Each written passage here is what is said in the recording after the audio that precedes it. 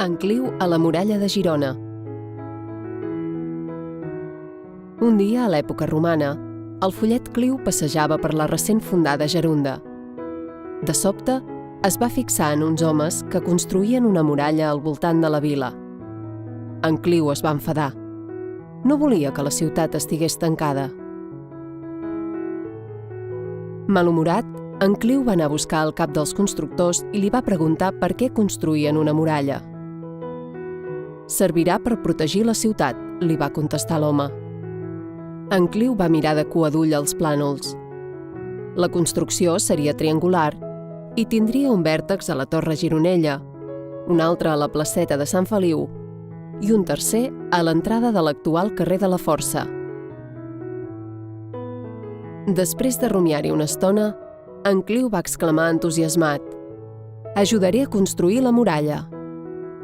El cap dels constructors va acceptar encantat la seva ajuda. I tot i que els va costar molt aixecar l'obra, ho van aconseguir. Va quedar una muralla forta i imponent. Molts anys després, entre els segles IX i X, es va decidir reforçar la construcció. En Cliu va ajudar els obrers a aixecar més torres i a reformar els murs.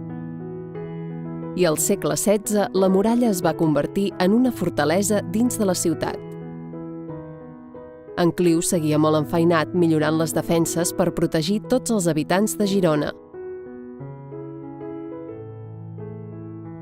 Avui, en Cliu coneix tan bé la història de la muralla que sovint l'explica als visitants. S'enorgulleix d'haver-hi participat. Els diu com es van aixecar aquestes pedres i els ensenya alguns dels murs originals que perviuen en el temps. Si visiteu la muralla de Girona, obriu bé els ulls. Potser tindreu la sort de trobar-vos en Cliu.